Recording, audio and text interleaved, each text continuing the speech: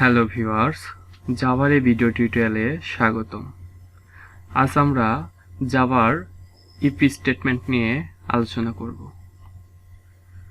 সাধারণত সিদ্ধান্ত গ্রহণ করার জন্য প্রোগ্রামিংয়ে সচরাচর কন্ডিশনাল স্টেটমেন্ট ব্যবহার করা হয়ে থাকে।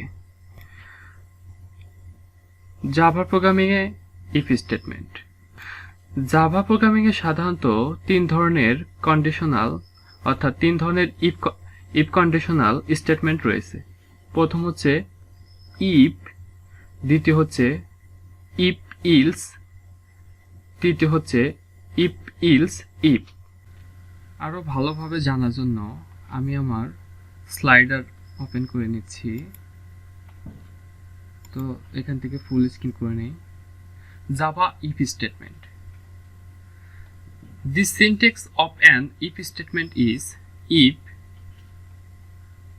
ফার্স্ট ব্র্যাকেট, তারপর কন্ডিশন থাকবে, তারপর হচ্ছে সেকেন্ড ব্র্যাকেট দিয়ে স্টেটমেন্ট থাকবে।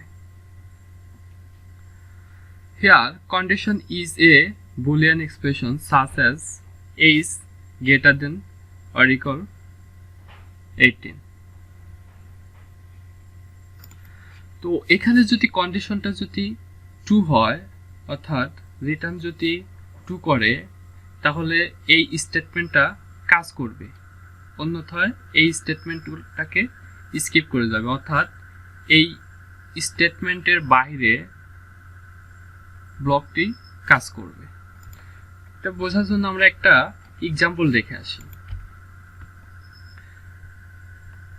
এখানে আমরা একটা ক্লাস নিয়েছি, ক্লাস নাম হচ্ছে ইফ স্টেটমেন্ট। ক্লাসের ভিতরে একটা মেইন ফাংশন আছে। আমরা ইন্টিজার ডাটা টাইপের হচ্ছে নাম্বার নামের একটা ভেরিয়েবল নিয়েছি, যেখানে 10টাকে অ্যাসাইন করে রেখেছি। এখানে ভ্যালু হচ্ছে 10, যেটা নাম্বার ভেরিয়েবলে আমরা অ্যাসাইন করেছি। এখন আমরা ইফ স্টেটমেন্টের মাধ্যমে এটাকে আমরা চেক করব। Checks if number is less than 0। এখানে আমরা কি করতেছি, ইফ তারপর হচ্ছে আমাদের সিনট্যাক্স অনুসারে কন্ডিশন থাকবে নাম্বার লেস দেন 0। এখন যদি নাম্বারটা যদি লেস দেন 0 হয় তাহলে আমাদেরকে এই স্টেটমেন্টটা কাজ করার কথা, অর্থাৎ এই system dot out dot print লাইনটা আমাদের প্রিন্ট করে দেখাবে।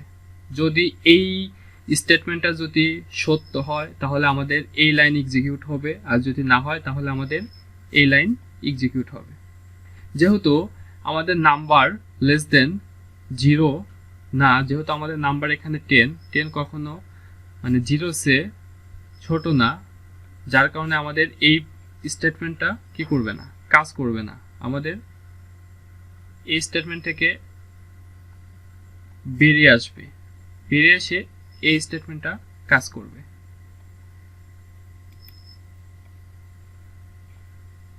তো যদি ভিডিওটি ভালো লাগে লাইক, কমেন্ট এবং শেয়ার করতে ভুলবেন না।